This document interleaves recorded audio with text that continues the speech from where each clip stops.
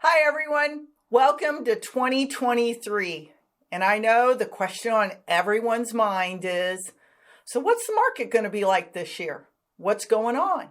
Well, I have some answers. I don't have them in as detailed as I would like because, to be honest, the housing forecast this year was not that spectacular. But doing my own due diligence and the agent that I am, I've done a lot of reading and so forth, so I can give you a little bit of that prediction of what to expect this year. So here are some great things to understand from the market we came from to the market we're looking at this year. Number one is it's still going to be a great market.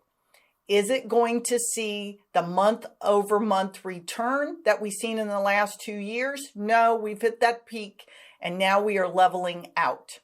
Some price ranges, however, are still pretty tight for inventory. Otherwise, we are going back to seasonality.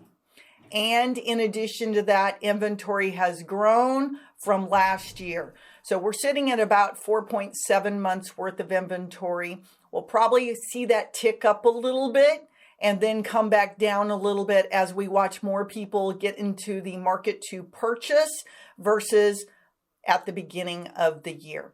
Still a great market. I'm still selling homes and I'm selling a lot of them still in the first week or 2 weeks, which is still fantastic. It's not taking 6 months, 8 months, 9 months. So we're not in a buyer's market. That's what's important. We're moving towards a balanced market. And what does that mean? A balanced market means there's going to be give and take. It also means as a seller that you can no longer just throw your house on the market and expect a buyer to buy dirt, clutter, or I don't care how I live and what I'm selling. You're going to have to go back and start cleaning up in that process.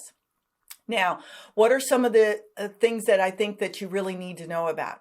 So let's talk about that market we went through where Open Door and Zillow and all those people were buying homes and flipping them. A lot of that has disappeared. I think I read Zillow took a $1.6 billion loss. Those companies are no longer interested in owning homes and buying them cash. There are still companies out there that will help a seller transition from one home to another. That's what's important. For some, that'll work. Bridge loans will work for others.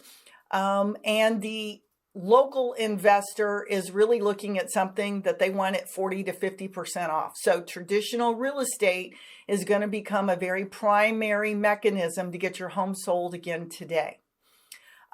We had about a 45% increase in pricing in the last 2 years. That's a lot. So the good news is prices are still excellent and maintaining. We're only expecting anywhere from a 3 on the bottom end to 6 on the top end increase this year. So still positive news. San Antonio and Texas in general is pretty insulated from what you're reading in national news. Now, who's going to be our largest buyer pool? Most likely, relocation. In fact, I know it will be because a lot of you that are sitting in very low interest rates and thinking about trading up really have to have a need to want to do that versus that low interest rate you don't want to give up. Now, there are things in the market, as they say, don't date the rate. Because you can buy the rate down and you can refinance. There's a lot of mortgage companies that are doing refinancing in the next 2 to 3 years at no cost. So again, all great options. Ultimately, what do you want to take away from this, either as a seller or a buyer? It is still a fantastic time to buy or sell a home. It's really good for a buyer because you now have a little bit more choice. And you're not so pushed to make a decision in 24 hours because that's all you have. As a seller, you just know that you're going to do a little homework before you put it on the market, and you need to plan according to your timeline and not expect to sell in the first weekend. Rates, they're going to jump a little, they'll go down a little. It is what it is. They're still great rates if you think that some of us used to have interest rates at 9, 10, 11, and 12%. So Inventory in some price ranges, what you do need to know, is still tight. Luxury market, still a very tight market and not a lot of homes for sale. And I'll go back and just repeat something when I talk about relocation buyers. That's still a lot of Californians, Midwest like Chicago, and Upper East Coast like New York, that we are still a very great market for them to move to and work remote. Besides, Texas is one of the few states still growing jobs and will continue to this year.